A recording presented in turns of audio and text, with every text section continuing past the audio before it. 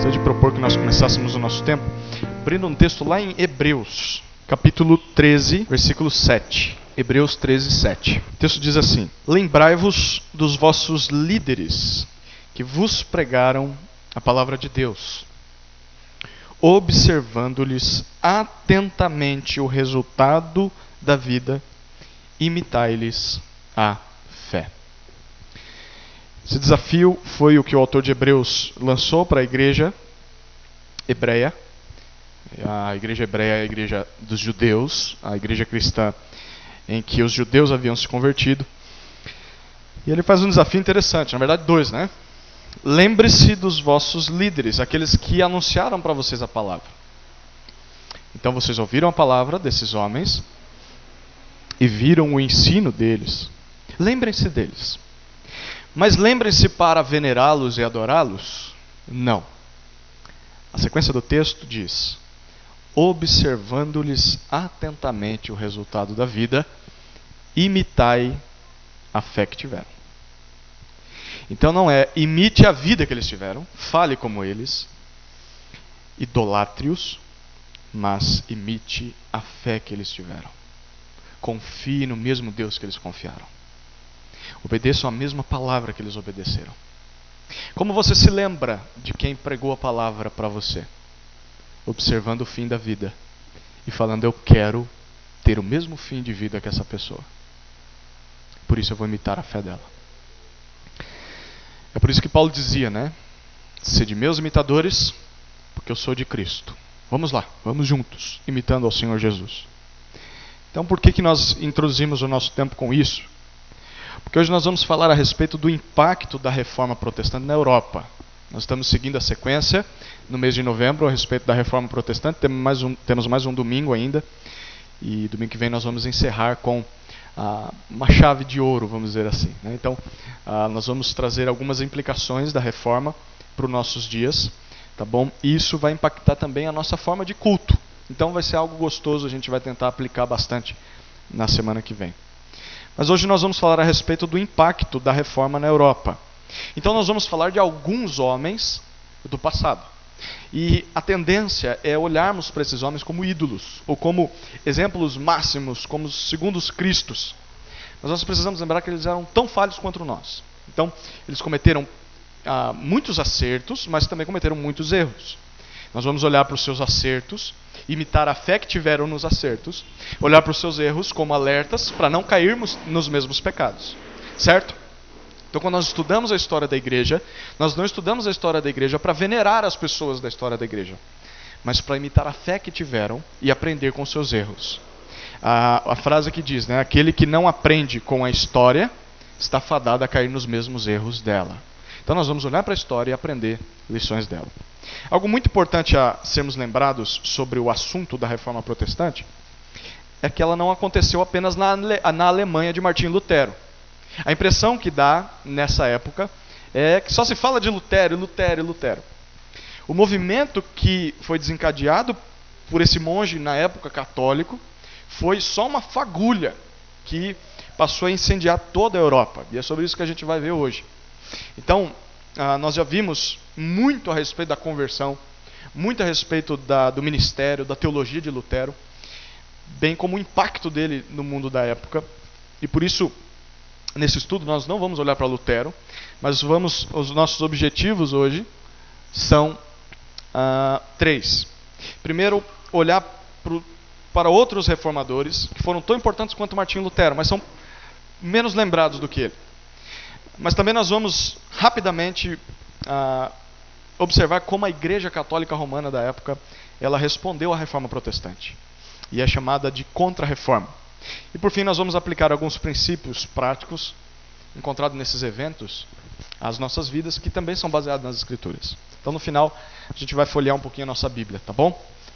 Vamos lá então, a reforma além de Lutero. O primeiro personagem que nós vamos olhar além de Martinho Lutero é esse camarada chamado Ulrico Zwinglio, certo? Primeiro vamos ver para a vida e ministério de Zwinglio. Zwinglio era suíço. E ele nasceu ali em 1484. E em 1516 depois de estudar nas melhores faculdades, ele já era um sacerdote da Igreja Católica Romana. Mas enquanto era, esse homem entendeu de verdade o Evangelho e ele creu no Senhor Jesus. E 7 anos mais tarde, ele já era o líder da Reforma Protestante em Zurique, na Suíça. E em 1522, Zwinglio ele rompeu os votos de celibato. Vocês lembram que o padre ele tinha de fazer um voto de celibato. E Zwinglio rompeu isso, se casou de maneira secreta com uma mulher chamada Anna Reinhardt. Mas só em 1524 foi que ele tornou esse casamento público. Então ele ficou 2 anos casado, escondendo de todos. Imagina onde essa mulher ficava, né? Ela não podia sair de casa. E, em 1526, a pregação de Zwinglio era tão bíblica, era tão forte, que acabou convencendo o conselho da cidade a permitir o casamento do clero, que eram os líderes religiosos, a abolir a missa em toda a Suíça, a retirada de imagens e estátuas das igrejas, o fechamento dos mosteiros e o rompimento completo com Roma. Então, além disso, os reformadores de Zurique, dos quais Zwinglio fazia parte, eles publicaram uma edição do Novo Testamento na sua própria língua. Em 1524, eles também conseguiram, em 1530, trazer uma edição da Bíblia completa na língua dos suíços. A Suíça tem 4 idiomas, então eu nem sei qual era esse idioma na época. Mas aqui isso é interessante. Lembra que Martinho Lutero traduziu a Bíblia para o alemão? Do latim para o alemão, ninguém conhecia a Bíblia. Zwinglio, junto com esses homens, eles traduziram a Bíblia 4 anos antes de Martinho Lutero traduzir para o alemão. Então, foi a primeira Bíblia traduzida para a língua do povo, a Bíblia completa, lá na Suíça. O ensino e a teologia de Zwinglio, a gente destaca 2 elementos. O primeiro, a ceia do Senhor. Então, o assunto teológico mais importante na época de Zwinglio era em relação à ceia do Senhor. Entre 1525 e 1528, 3 anos de discussão, teve uma grande guerra de panfletos, porque na época não tinha o WhatsApp, Facebook, né, avião. Então as brigas eram feitas em panfletos. A imprensa havia sido inventada. Então os seguidores de Zwinglio combatendo os seguidores de Lutero. Olha que interessante, 2 reformadores. Os 2 lados eles rejeitavam a doutrina católica romana da transubstanciação. Alguém lembra o que é transubstanciação? É o fato no qual a oração do sacerdote, do líder religioso, transforma os elementos da ceia, então aquele pão, que é chamado de hóstia, e o vinho, em literalmente o corpo e o sangue de Cristo. A tal ponto de que ali está o sangue e o corpo de Cristo. Então os reformadores disseram, não é isso que as escrituras querem dizer. Mas a discordância ainda acontecia entre Martinho, Lutero e Zwinglio. E o problema deles era quando Jesus diz lá em Mateus 26, 26, isto é o meu corpo. Quando ele pega o cálice e o pão, e ele diz, isto é o meu corpo. Os luteranos, que são os seguidores de Lutero, eles defendiam que Jesus estava presente nos elementos, com os elementos e acima dos elementos. E que quando você participava da ceia, você era fortalecido espiritualmente. E isso aqui é chamado de consubstanciação. Então aquilo não se transforma em Jesus, mas está ali. Jesus está ali de algum elemento, de alguma forma. Então, é uma ideia muito parecida com a ideia da Igreja Católica Romana da época, até hoje em dia. Menos o fato de que o pão e o sangue se transformavam literalmente no corpo e no sangue de Jesus. Tanto que não pode mastigar a hóstia, né? Porque senão você está mastigando o corpo de Jesus. E por isso que as pessoas não tomam vinho na Igreja Católica Romana. Porque imagina, né? Se depois da oração o vinho se torna o sangue de Cristo, imagina você vai entregar para alguém e a pessoa derruba. O sangue de Cristo foi para o chão. Então por isso que hoje na Igreja Católica só o sacerdote toma o cálice. Só que os reformadores disseram, não é assim que funciona. Já os zwinglianos, que eram seguidores de Zwinglio, eles consideravam essa visão uma tradição desnecessária, herdada da Igreja Católica Romana.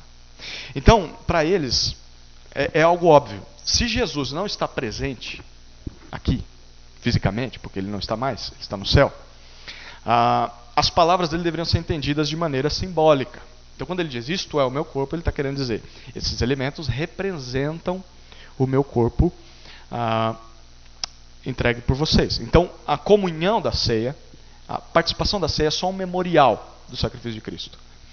E esse debate ele permanece até hoje entre os luteranos e os seguidores de Zwinglio. Um segundo elemento da teologia de Zwinglio era a igreja e o Estado. Então Zwinglio também acreditava que o Estado e a igreja eles deveriam reforçar um ao outro na obra de Deus. E que, na verdade, não deveria ter separação entre igreja e Estado. Por isso que a reforma ela se tornou cada vez mais política na Suíça. Porque ele queria unir os dois. E isso acabou dividindo o país em vários outros estados. Então, estados católicos, romanos e estados protestantes. E esses estados eram chamados de cantões. Qual que é o resultado de você começar a dividir estados? Principalmente por motivos religiosos. Qual é o resultado? Guerra. Guerra. E foi justamente isso. Numa batalha em Kappel, em 1531, uma união entre 5 cantões católicos, 5 estados católicos, derrotou Zurique, que era só um estado, uma cidade, e Zwinglio, que era o capitão das forças de Zurique, ele foi morto em batalha. Imagine isso, né? Um teólogo morrendo em batalha. E quando eles descobriram o corpo de Zwinglio, os inimigos esquartejaram o corpo de Zwinglio e queimaram cada pedaço dele. E você percebe que o amor de Zwinglio pela reforma custou a própria vida de Zwinglio. Bom, esse é o nosso primeiro personagem. O segundo personagem é João Calvino. Esse você ouve bastante hoje em dia, né? Quem já ouviu falar de João Calvino? Só que nada, mais ninguém? A partir de hoje vocês não vão mais responder essa. Muito bom, isso é bom. Estudar a história da igreja é maravilhoso por causa disso. Vamos lá então. Vida e ministério de João Calvino. Depois que Zwinglio foi morto, os reformadores suíços eles precisavam de um líder, alguém que tomasse o lugar de Zwinglio. E Calvino, de 1509 a 64, que foi o tempo de vida dele, ele preencheu esse espaço de Zwinglio. Ele foi reformador em Genebra, não em Zurique, e ali ele inspirou John Knox, que nós vamos falar daqui a pouco. E ele inspirou também a reforma na Holanda, inspirou a reforma na Inglaterra e os movimentos puritanos, que é uma outra coisa que a gente vai falar também, tá bom? Mais uma coisa muito importante para lembrar da história da igreja são os puritanos. Vamos lá. Calvino nasceu na França, ele era francês, em 1509, e ele estudou teologia na Universidade de Paris e direito na Universidade de Orleans. E foi em algum momento na década de 1520, na sua juventude, em que ele se rendeu a Cristo junto à causa protestante, que era nova ainda na época. A causa protestante era muito nova. Mas uma grande fúria antiprotestante forçou Calvino a fugir de Paris. E aí ele viveu 3 anos como fugitivo na própria França, na Suíça e na Itália. Ele vivia fugindo dos antiprotestantes. E durante esse período, Calvino começou a escrever... eu não pus aí. Começou a escrever enquanto fugia. E em 1536 ele publicou As Institutas da Religião Cristã, que é um livro muito importante também para você lembrar. Institutas da Religião Cristã. Esse livro começou como uma explicação do Evangelho para o rei da época. Ele era um livro de bolso. Ele foi feito pequeno, mas ele acabou passando por 5 revisões. E em 1559, quase 30 anos depois, ele acabou se transformando num conjunto de 4 livros com 80 capítulos ao todo. Começou com um livrinho de bolso, terminou com enciclopédia. O tema das institutas, que são assim chamadas, de João Calvino, era o seguinte: Deus, o Criador e soberano governador do mundo. Está falando a respeito de Deus, esse soberano. Essa obra... ela foi a teologia sistemática da reforma. O que é uma teologia sistemática? É a teologia em sistemas. É um resumo de toda a teologia ensinada nas Escrituras. Então, a teologia reformada, ela era resumida pelas institutas de João Calvino. Deu para pegar a ideia? Certo? Então, Calvino, ele acabou indo para Genebra, e o conselho da cidade colocou ele como líder da reforma ali em Genebra. Mas vamos olhar para o ensino e a teologia de Calvino. Aqui tem alguns elementos muito importantes. Primeiro, o valor das escrituras para Calvino. Um dos maiores valores de João Calvino era a Bíblia. E ele dizia o seguinte a respeito da palavra de Deus. Olha o que ele fala. Devemos às escrituras a mesma reverência que devemos a Deus, já que sua fonte está nele, e não há nada de origem humana misturado a elas. Então, apesar de terem sido homens que escreveram, homens inspirados por Deus, então Deus sabia muito bem o que estava sendo escrito. E olha que interessante que ele diz: se você tem que obedecer a Deus, você tem que obedecer a Bíblia, porque a fonte da palavra é o próprio Deus. Então, porque ele tinha esse autoconceito das Escrituras, Calvino expunha constantemente o conteúdo das Escrituras, tanto do Antigo Testamento quanto do Novo. É interessante a semana e a agenda de João Calvino. Calvino pregava todos os dias da semana e 2 vezes aos domingos. Todos os dias. Eu fico imaginando que hora esse homem parava para preparar o esboço dele. Os sermões dele eram escritos pelos ouvintes, pessoas apaixonadas pela teologia de Calvino. Então, se você tem algum livro que é uma pregação de João Calvino, é alguém que sentou e escrevia palavra por palavra o que ele dizia. Naquela época não tinha um gravador, por exemplo, né? Então, toda semana, Calvino lidava com textos sequenciais da Bíblia toda. Então, por exemplo, se ontem nós estudamos Efésios 1, hoje iríamos estudar Efésios 2 e assim por diante. Aos domingos iríamos estudar um livro do Antigo Testamento. Mais ou menos o que a gente tem tentado fazer aqui, né? Por isso, talvez, que a teologia de Lutero ela ficou tão refinada ao longo dos anos. Porque ele tinha que lidar com muitos textos diferentes, e textos até que ele não gostava na Bíblia, né? E ele acabou comentando vários livros da Escritura. Então, os comentários de João Calvino eram simplesmente pregações que ele estava fazendo nos textos. Então, a ânsia pela exposição de Calvino era tão grande, que tem um negócio interessante, um evento interessante na vida dele. Em 1541, quando ele volta para Genebra, porque houve um momento em que a contra-reforma, pessoal, os antiprotestantes, eles conseguiram expulsar Calvino de Genebra. Aí Calvino passa 3 anos fora, pastoreando uma pequena igreja de refugiados, mas 3 anos depois ele consegue voltar porque a poeira baixa. O que é interessante é que quando ele volta, ele abre a sua Bíblia no mesmo texto que ele tinha parado 3 anos atrás, e ele continua o sermão da onde ele tinha parado naquela época. E ele diz: como eu dizia há 3 anos atrás, eu vou continuar agora. E vai daquele ponto que ele parou. Interessante, né? E ele continua a sua exposição sistemática da Bíblia. O segundo tópico importante a respeito do ensino da teologia de Calvino é a academia em Genebra. Então, além da pregação, Calvino estabeleceu em Genebra uma academia, uma escola de treinamento de jovens da cidade. E ele conseguiu organizar também cuidado aos idosos, aos pobres ali na cidade. E pelo fato de Genebra estar muito bem localizada, os refugiados protestantes que eram expulsos pela Igreja Católica das suas cidades de toda a Europa, eles se reuniam em Genebra. E aí o que acontecia? Eles tinham contato com Calvino, ouviam as pregações de Calvino, e quando eles voltavam para as terras deles e a poeira tinha baixado, eles levavam junto a teologia de Calvino. Então, foi por isso que o ensino teológico de Calvino, que foi chamado pelos seus seguidores depois que ele morreu, de calvinismo, porque é baseado nos ensinos de Calvino, ele foi tão espalhado por todo o mundo ocidental, porque as pessoas iam até lá, refugiadas, e quando voltavam traziam a teologia calvinista. As obras teológicas de Calvino também foram muito importantes. Por causa do enorme programa de pregação que ele tinha, Calvino também produziu muitas obras. E só para você ter uma noção, ele escreveu discursos, tratados teológicos e comentários em 33 livros inteiros, tanto do Antigo quanto do Novo Testamento, com exceção de Apocalipse. Ele não ousou comentar Apocalipse, ou não deu tempo, né? Em quarto lugar, algo muito interessante na vida de João Calvino foi o pastoreio. Algo que não acontecia antes com a Igreja Católica Romana. E ele começou a trocar muita correspondência com várias pessoas de toda a Europa. As pessoas mandavam carta pedindo ajuda e ele respondia.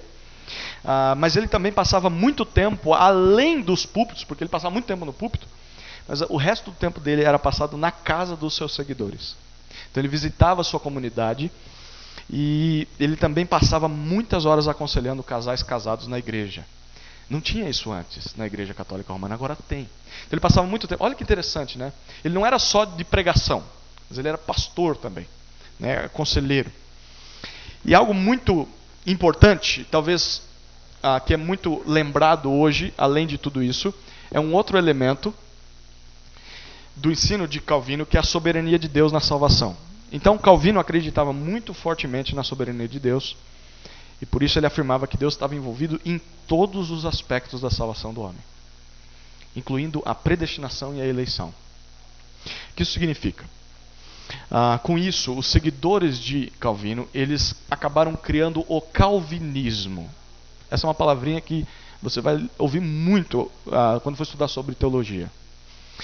O calvinismo, ele é um sistema teológico que é totalmente centralizado em Deus, baseado nos ensinos de Calvino.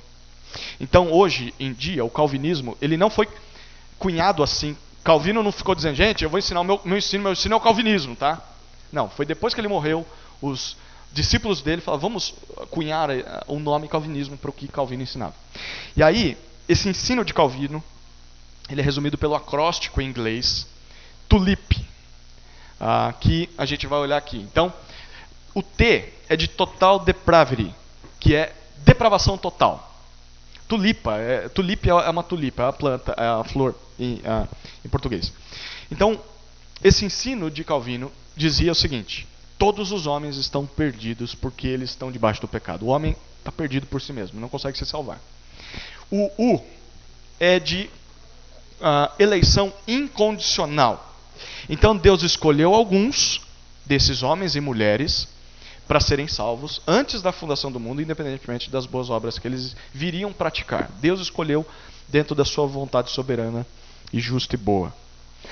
O L vem de expiação limitada. O que isso significa? Que Cristo morreu apenas pelos eleitos de Deus. Então Deus elegeu alguns e ele enviou Jesus para morrer por esses alguns.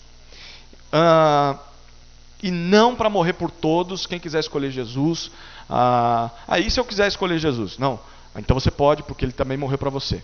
Todos os que escolherem Jesus foram escolhidos por Deus, e foi por eles que Jesus morreu. Então Jesus não morre por todos, morre pelos eleitos, para salvá-los.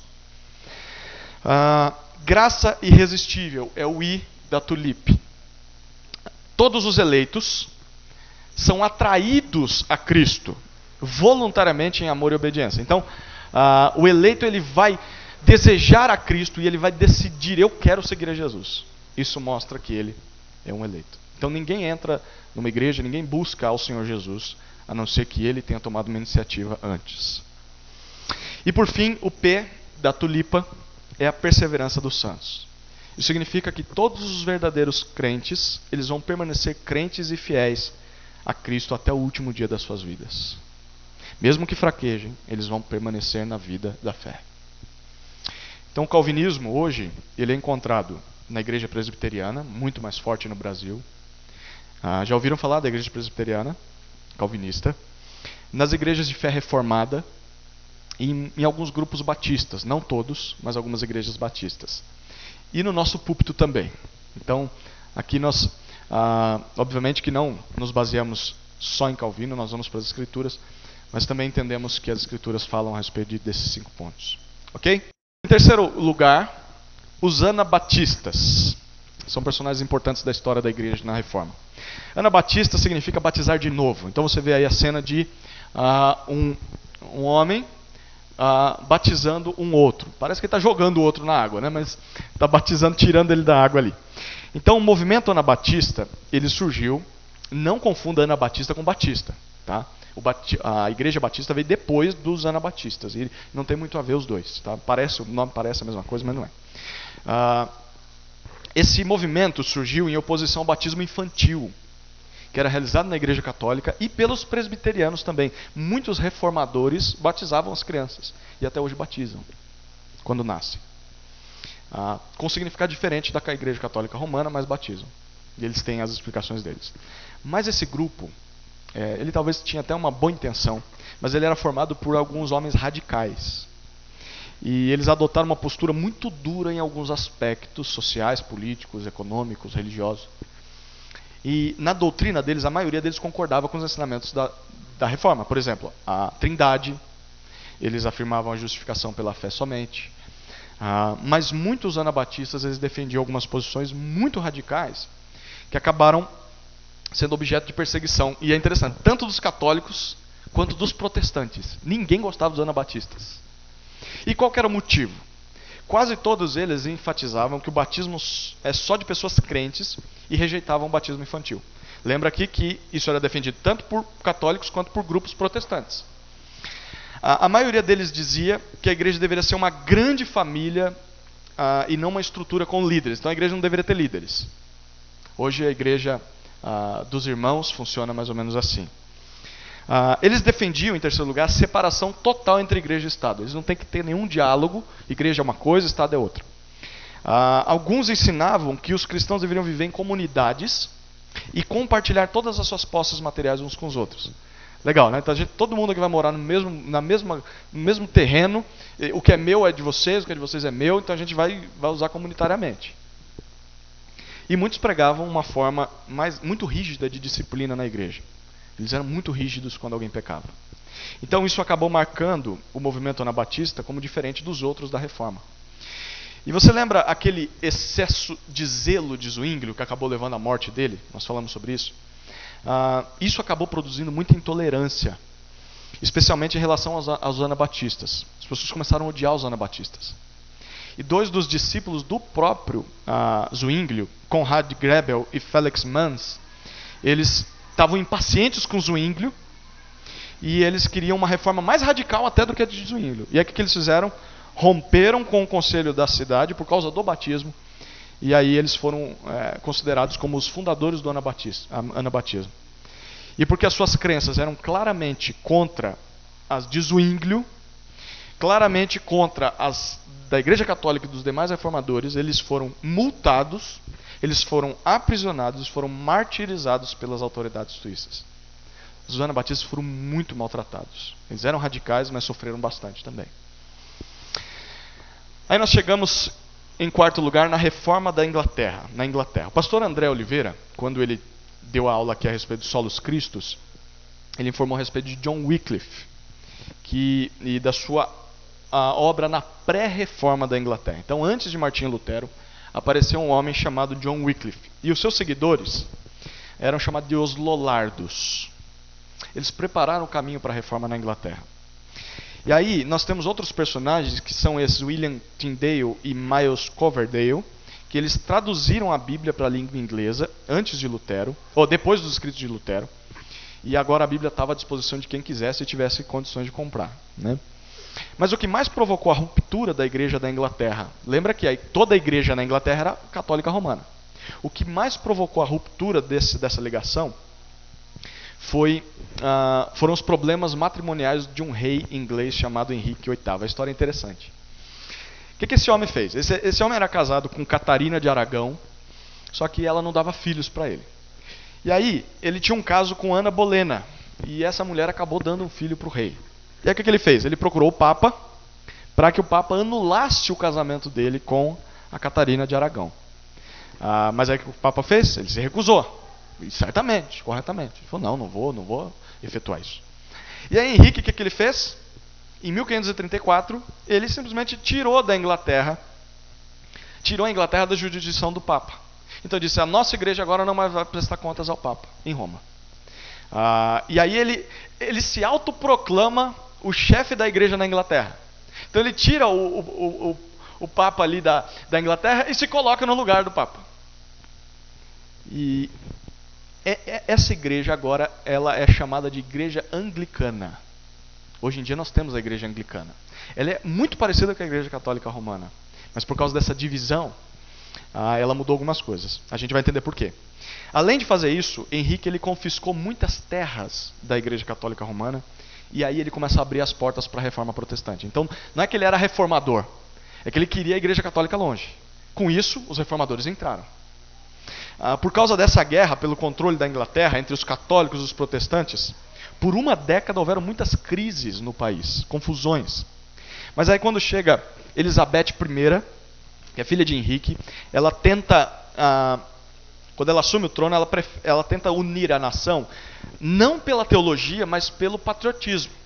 Então, se você não concorda teologicamente comigo, não tem problema, a gente precisa se unir pela nossa nação. Legal a ideia dela. Só que qual foi o resultado disso? A igreja anglicana, que era agora a igreja da Inglaterra, ela ia ser protestante na sua teologia, certo? Então o protestantismo entra, mas ia ser católica nos rituais. Então eles iam continuar fazendo os rituais católicos, mas agora a teologia ia ser protestante. Assim ela diminuiu muito a força da reforma, do catolicismo romano na Inglaterra, mas também não satisfez os reformadores. Eles, puxa vida, mas não era isso que a gente queria.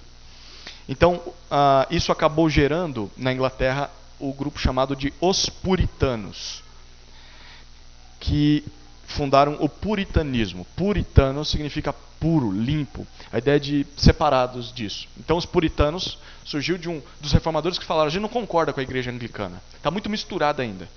E aí eles desejavam a purificação da igreja anglicana. Só que eles queriam completar essa reforma na Inglaterra, mas para eles, Elizabeth I ela não tinha ido muito longe com as reformas. Então os puritanos eles acabaram sendo congregacionais na sua liderança. O que isso significa? Que não era o Papa quem mandava, mas era o grupo de presbíteros apoiados pela igreja. E eles eram calvinistas na sua teologia. Lembra os ensinos de Calvino? E mais tarde, o que acontece? O que vocês imaginam que aconteceu com eles? Eles eram minoria na igreja anglicana, na Inglaterra. Eles foram expulsos da igreja anglicana. E isso fez com que muitos deles acabassem sendo imigrantes na América do Norte. E o que fez com que o movimento reformado e o ensino calvinista chegassem na Nova Inglaterra, que é os Estados Unidos. Então, a Nova Inglaterra dos Estados Unidos foi fundado em cima da teologia puritana, protestante, calvinista. Por isso que as faculdades elas foram criadas, as escolas criadas por cristãos. As grandes faculdades dos Estados Unidos, a Constituição dos Estados Unidos é baseada na fé calvinista. Interessante, né? E os Estados Unidos que está em decadência total, né? E por causa dessa rejeição da expulsão, o evangelho é espalhado. Algo interessante, que é a mesma coisa que acontece com Atos, né? A gente tem estudado, paramos por causa da reforma, mas Atos 8:1 vai dizer que Deus tinha dado uma ordem para o povo sair de Jerusalém e pregar o evangelho em todo mundo. Eles não foram. Aí Deus traz perseguição. Eles são espalhados, são obrigados. Aí no dia a dia eles acabam evangelizando outros povos e o evangelho vai se espalhando. É a melhor maneira de Deus alcançar os perdidos, não é enviando um missionário, Ele envia todo o povo. Cada um individual vai acabar alcançando alguém. Muito bom. Aí nós chegamos no quinto, que é o John Knox. Lembra que eu falei dele? E a Escócia.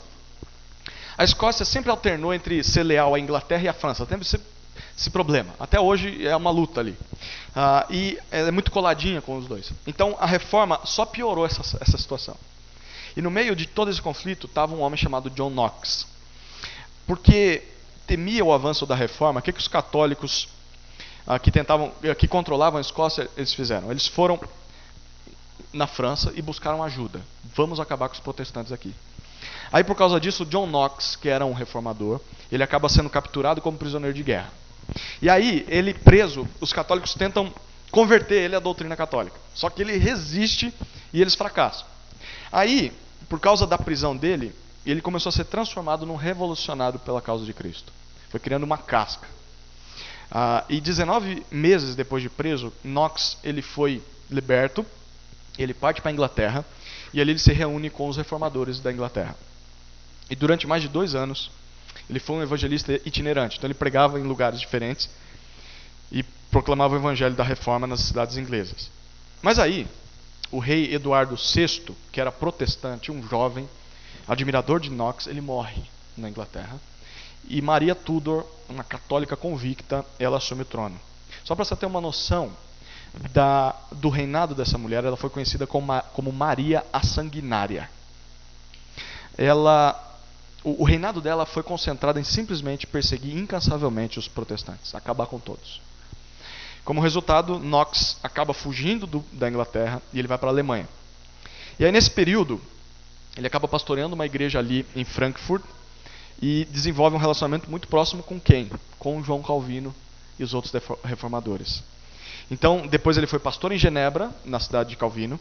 Ele acaba ajudando a traduzir a Bíblia de Genebra, algo muito importante na Reforma, que é uma das primeiras Bíblias feitas com notas de rodapé, feitas para estudo, com explicações de texto e orações. Até hoje tem a Bíblia de Genebra. Ele também escreveu a famosa obra Primeiro Clarim contra o Monstruoso Governo das Mulheres. Uau! Mas por quê? Porque ele estava criticando a Maria, a sanguinária.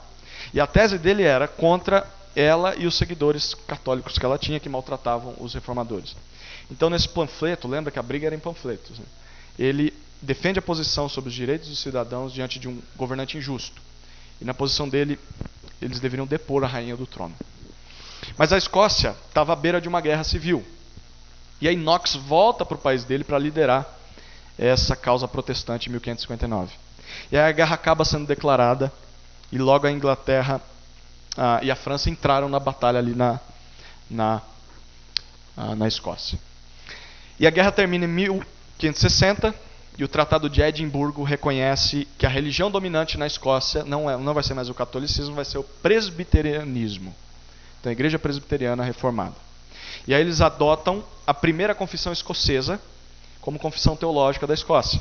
E é um tratado feito por Knox e outros teólogos reformados.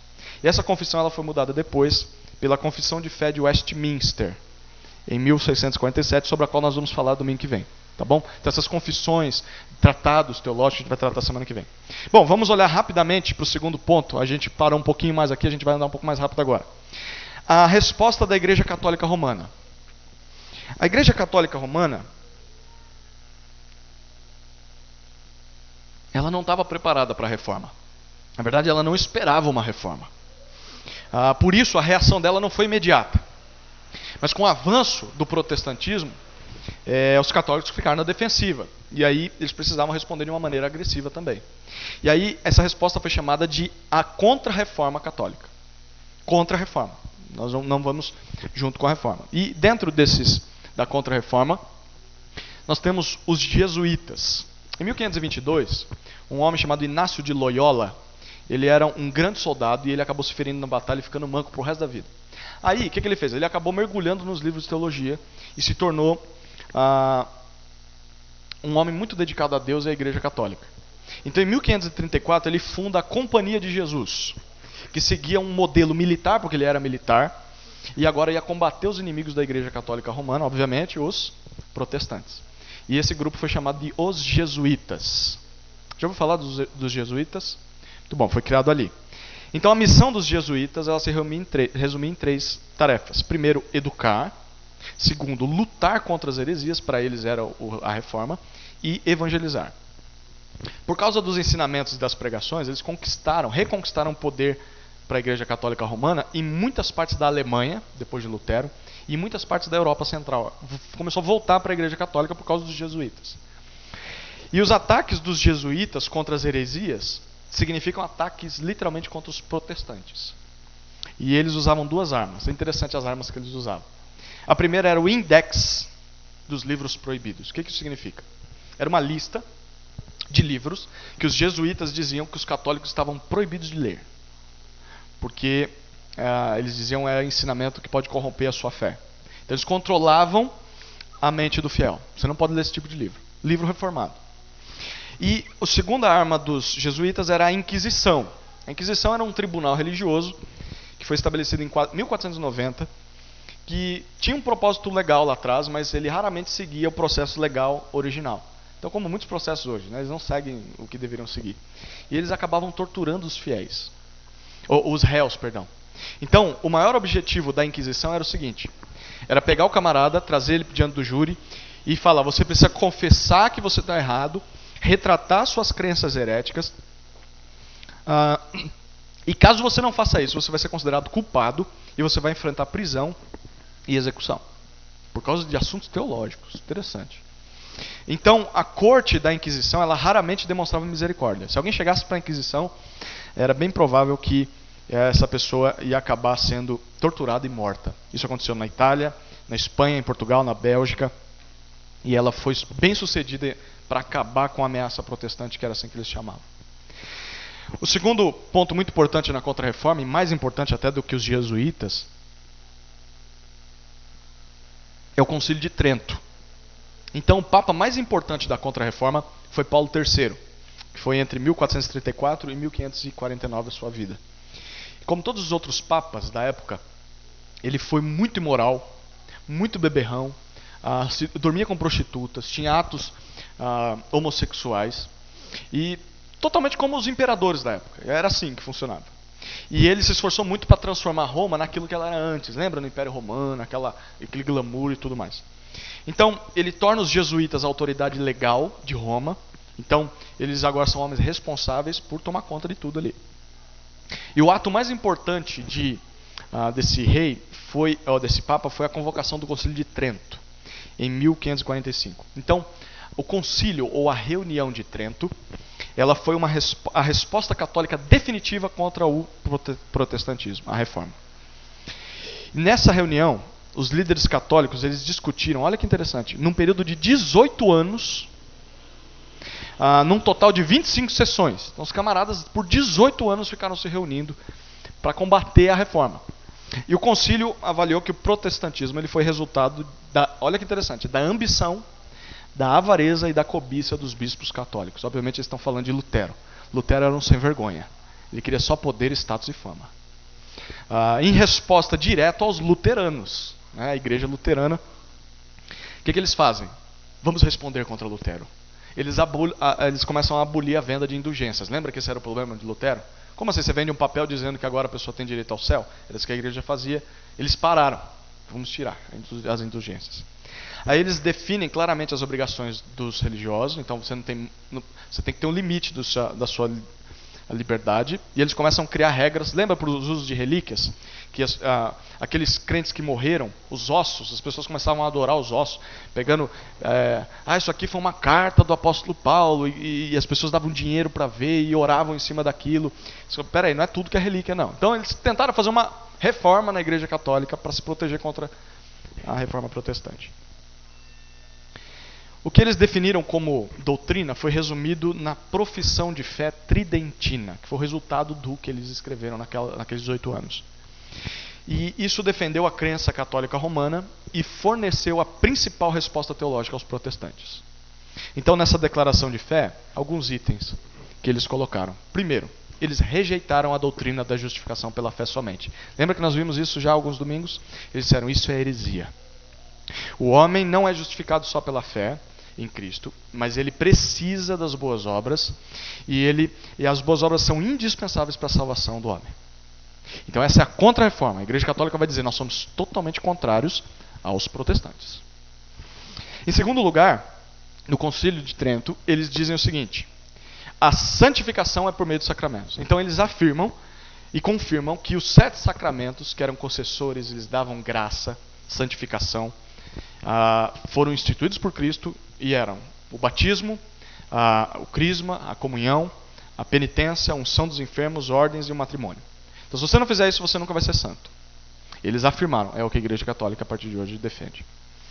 Em terceiro lugar, no Concílio de Trento, eles afirmam mais uma vez a transubstanciação. Eles dizem, sim, a missa tem natureza sacrificial, ou seja, toda missa, Cristo morre pelos nossos pecados.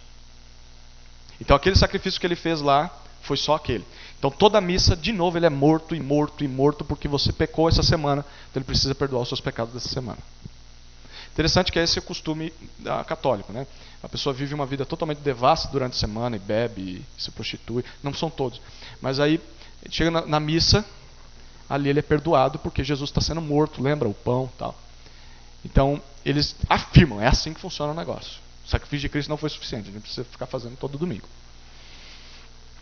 E por fim, eles declaram, esse talvez é o mais importante para nós, eles declaram que somente a Bíblia Latina, que era a Vulgata, era aceitável para o uso da igreja. Então, o que era a Bíblia Latina? A Vulgata, que foi assim chamada, ela foi uma tradução de um homem muito piedoso. Ele pegou os livros que a igreja considerava como inspirados por Deus e ele colocou na tradução dele para o latim. Só que aí, para nível de informação, ele pegou outros livros que as pessoas liam, que eram históricos, e colocou na Bíblia Latina. O problema foi que, com o passar do tempo, esses livros que foram incluídos, as pessoas começaram a considerar eles como inspirados por Deus também, mas ele pôs só como fonte de pesquisa. Então, nesse Concílio de Trento, a Igreja Católica diz, a gente vai pegar a Bíblia Vulgata Latina, e ela vai ser a nossa Bíblia a partir de hoje, diferente da dos reformadores. E o que acontece? Eles dizem, nós vamos defender a posição de que a tradição da igreja, aquilo que a igreja vem ensinando ao longo do tempo, ela tem a mesma autoridade que as Escrituras, ou melhor, acima das Escrituras. Então, no Concílio de Trento foi decidido que, em primeiro lugar, você ouve a voz do Papa, certo? Ele é a voz de Deus. Em segundo lugar, você ouve a tradição. E em terceiro, você vai para a Bíblia. Então, se a Bíblia diz algo, mas o Papa diz... Se a Bíblia diz alhos e o Papa diz bugalhos, você fica com bugalhos, não com alhos. E se o Papa disser uma coisa hoje e amanhã mudar de ideia, se hoje, por exemplo, ele é contra o homossexualismo e amanhã ele é a favor, você tem que ouvir ele. Ah, mas é a Bíblia. Não, a Bíblia fica em terceiro lugar. E eles afirmam isso ali no Concílio de Trento. Então, com esse movimento, os livros apócrifos, o que é apócrifo? É livro considerado não inspirado por Deus. Ele foi livro de história, mas não foi Deus que inspirou pessoas a escrever. Esses livros foram incluídos na Bíblia Católica. Então, livros como, por exemplo, Tobias, como Eclesiástico, não é Eclesiastes, mas Eclesiástico, é um outro livro, e 1º e 2º Macabeus, que eram livros históricos e foram incluídos, lembra? Por causa da tradução. Então, esses livros eles foram rejeitados pelos reformadores, porque eles tinham, por causa do tempo não dá para a gente trabalhar, mas eles tinham muito erros históricos. Eles eram livros de história, mas tinham erros históricos e erros geográficos. Mas não só isso, eles ensinavam doutrinas que eram contrárias às doutrinas, diferentes às doutrinas do restante da Bíblia.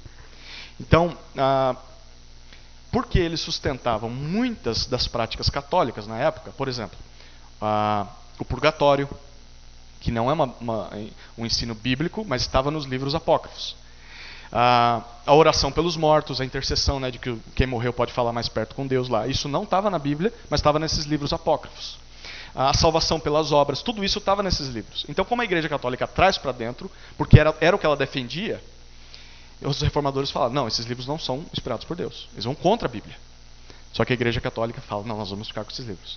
Então, o que está acontecendo aqui? A Igreja Católica está mostrando, nós somos totalmente diferentes dos reformados. Totalmente. Em essência, em prática.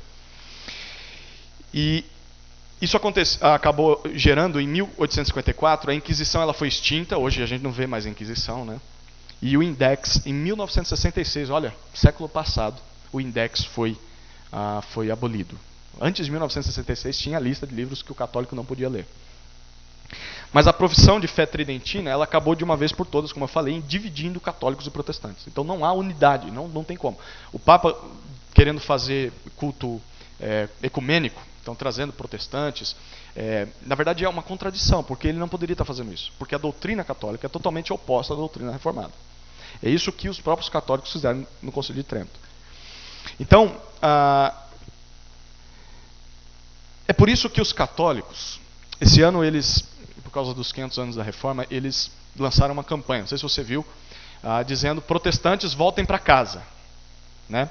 Querendo dizer o seguinte, a Igreja Católica Romana, ela continua sendo a única igreja verdadeira, e os reformadores é que se desviaram do caminho certo. Então voltem para casa. Né?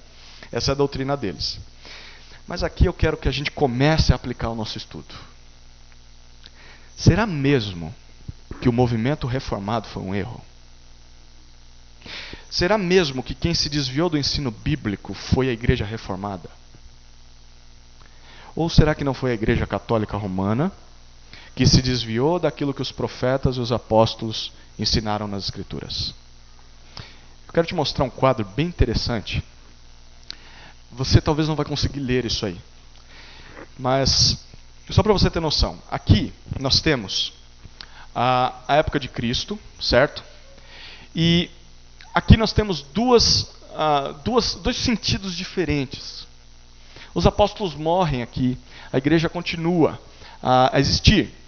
Só que os anos vão passando. Por exemplo, em 310, que é o primeiro item ali, a reza pelos defuntos é instituída. Cristo nunca falou sobre isso, os apóstolos também não. O tempo vai passando, uso de velas no culto, em 320 depois de Cristo. E vai começando a desviar. O culto dos santos, então vamos adorar os santos que morreram. a instituição da missa como Jesus morrendo todos os cultos. E vai aumentando. O culto à Virgem Maria foi instituído em 431. E isso, lembra, só tinha uma igreja. Não eram várias igrejas, era só uma. Isso começou a entrar nessa única igreja. O uso da roupa sacerdotal em 500. Doutrina do purgatório foi criada em 503, com base nesses livros extracanônicos, extra-bíblia. Em 503 também, em 600, Bonifácio III se declara o primeiro bispo da igreja. Então, ele é o primeiro camarada que manda em tudo. Depois nós temos, em 754, a doutrina do poder temporal da igreja. Então, a igreja tem poder de mandar em quem é salvo e quem não é. Isso é criado dentro da igreja católica romana.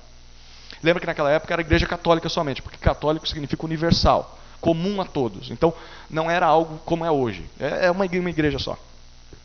O uso da água benta entra em 880. O culto de São José, em 890, é introduzido. Em 993, a canonização dos santos, então pessoas que morreram são canonizados, declarados santos, a quem você pode orar. A instituição das festas dos fiéis defuntos, o celibato sacerdotal, o dogma da infalibilidade da igreja. Então a igreja nunca está errada, mesmo que ela se contradiz, ela nunca está errada. A invenção do rosário em 1090, então o rosário ele foi criado 1000 anos depois de Cristo. A instituição da Santa Inquisição, que foi em 1184. Vendas das indulgências, 1190. O pão da comunhão substituído pela hóstia, foi entrando, 1200. A adoração da hóstia na missa é criada nessa época. O uso, na verdade, a proibição da leitura da Bíblia. Isso é interessante. Lá em 1230, a Bíblia é proibida de ser lida na missa. É proibida, não se lê mais a Bíblia. E aí eles começam a mudar a língua da Bíblia para o latim. Na verdade, a cultura passou do grego, do hebraico e do aramaico para o latim. E agora a Bíblia não é mais lida em público, e quando é em latim, o povo não sabe latim. Então, ninguém entendia nada do que estava sendo dito. Ficava nas mãos deles. O negócio continua. Em 1300, nós temos a reza da Ave Maria instituída. A eliminação do vinho da comunhão em 1400.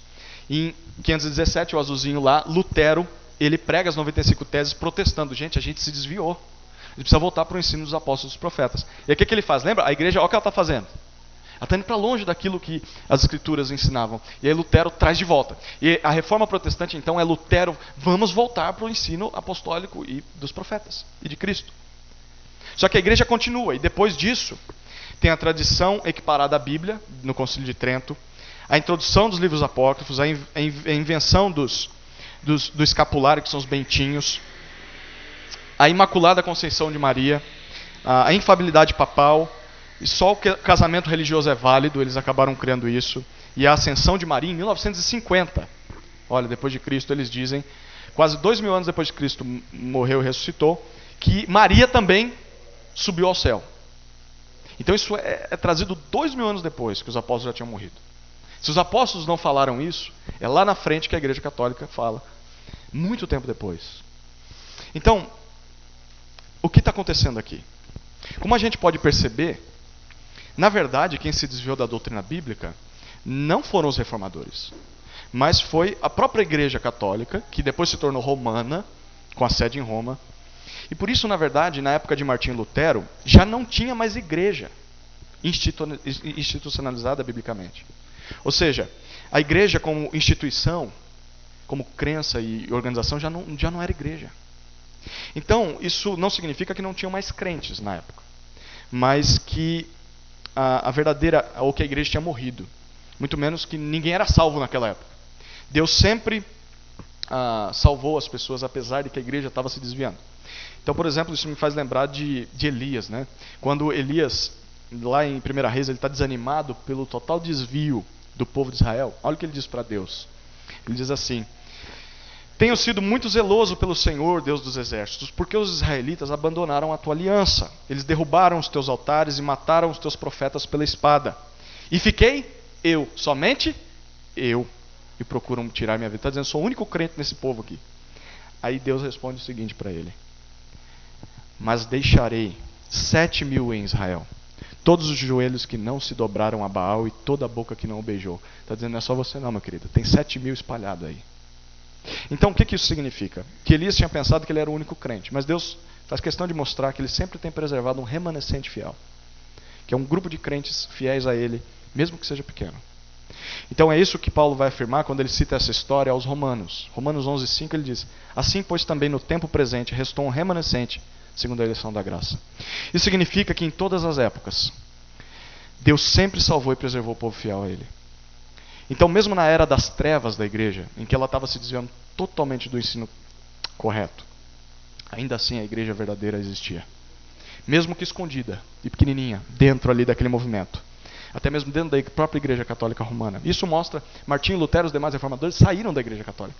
Então eles estavam ali dentro e começaram a lidar com os conflitos. Gente, mas isso que a gente faz não é bíblico, e a gente precisa voltar para as escrituras. Então tinha crente, mas a instituição já tinha se desviado. Então de maneira prática isso significa algo para nós. Se não houve uma igreja verdadeira, não havia como instituição, então não houve uma reforma na igreja católica. Então, a reforma, na verdade, não foi na igreja católica. A reforma foi na vida dos crentes. Que Lutero tentou fazer na igreja, mas excomungaram Lutero. Falou, some daqui. O que ele faz? Ele sai e começa a pregar. E aí as pessoas que antes estavam acostumadas com o ensino torto, agora são reformadas pelo ensino da verdadeira igreja, né? Então a sua maneira de pensar, de fazer teologia, de ver Deus, de entender a si mesmo, de ver a salvação é mudada, é reformada. Então quais as aplicações nós podemos aprender de tudo isso? Quero concluir com essas aplicações. Primeira coisa é que a igreja verdadeira sempre deve estar em reforma. O que isso significa? Aquilo que os reformadores chamavam de ecclesia semper reformanda est. Ou seja, a igreja está sempre sendo reformada. Isso significa que nós devemos sempre avaliar aquilo que nós cremos e aquilo que nós fazemos com base nas Escrituras. Então, uma verdadeira igreja, ela sempre se reforma pela palavra, pelo Espírito, lutando contra as heresias, contra os ataques dos falsos mestres. Então, hoje a nossa luta, por exemplo, não é contra a autoridade papal, em que ele era um devasso e dizia falar em nome de Deus.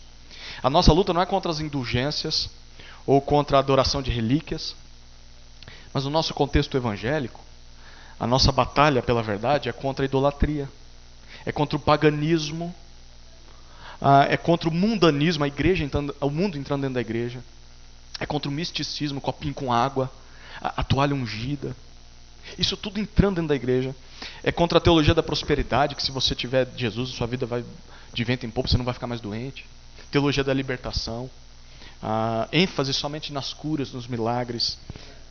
Então a igreja sempre vai ter isso, sempre os ensinos entrando e ela começando a se desviar. Então o nosso papel, por exemplo, teologia da homossexualidade, teologia entre aspas, né? Teologia feminista. Por isso nós precisamos sempre ter boa pregação no púlpito e bom desejo de conhecer as doutrinas corretas das Escrituras. Então nós precisamos de bons cristãos teólogos. Pessoas que conheçam suas Bíblias. Você precisa conhecer a tua Bíblia. Precisa. Isso envolve a segunda aplicação, que é a nossa única fonte de autoridade deve ser a Escritura. Então, se a Escritura é a palavra de Deus, lembra que Calvino dizia, se eu obedeço a Deus, eu obedeço a Bíblia, porque a Bíblia veio dele. Então a Igreja Católica Romana, ela centralizava a autoridade dela, não na Bíblia, mas no Papa e na tradição. A Bíblia vinha em terceiro lugar, como hoje é ainda. Mas os reformadores, eles lutaram para colocar a Bíblia em primeiro lugar e principalmente que ela fosse disponível a todos. Não é só o Papa que entende a Bíblia não, agora todo mundo, vamos traduzir para a língua do povo. As pessoas sabem o que Deus está dizendo.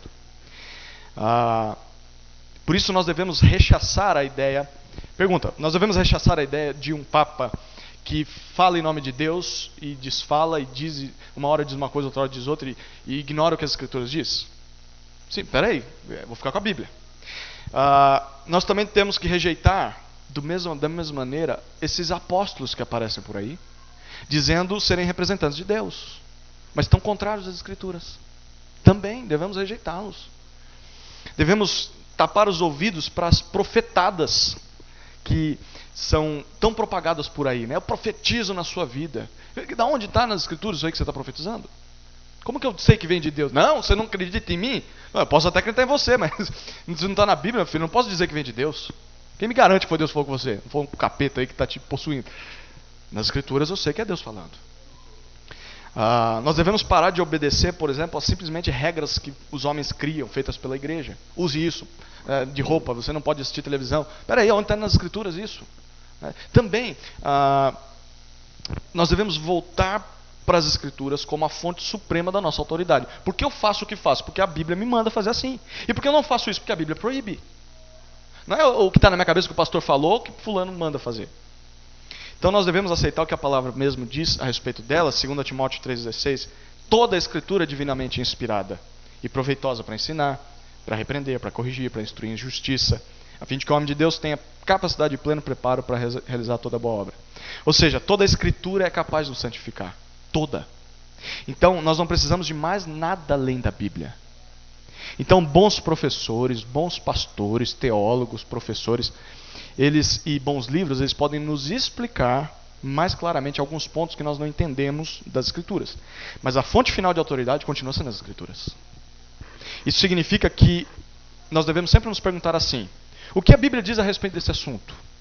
Por exemplo, sobre tatuagem, sobre namoro, sobre finanças, sobre meu casamento, sobre divórcio, sobre as conversas no dia a dia, sobre bebida alcoólica, sobre relacionamento, sobre investimento, sobre música, sobre dança, sobre culto, sobre pregação. O que a Bíblia diz a respeito disso? Porque o que eu quero fazer é o que Deus manda fazer. O que Deus tem a dizer a respeito disso. Você não vai procurar no monte, procurar um profeta, você vai procurar a Bíblia. E depois de perguntar, a nossa obrigação qual que é? Obedecer. Né? Em terceiro lugar, o nosso dever é batalharmos pela fé que nos foi entregue de uma vez por todas. Foi isso que os reformadores fizeram. Eles enfrentaram tudo por esse motivo. Alguns deles perderam família, a gente vai cantar sobre isso. Perderam bens, poderes, status, segurança, conforto, casa. E até mesmo a própria vida em defesa da verdade. E por que eles fizeram isso? Porque a Bíblia manda. Judas 1,3, ele vai dizer: amados, enquanto me empenhava para vos escrever a respeito da salvação que nos é comum, senti a necessidade de vos escrever exortando-vos a lutar pela fé entregue aos santos de uma vez por todas.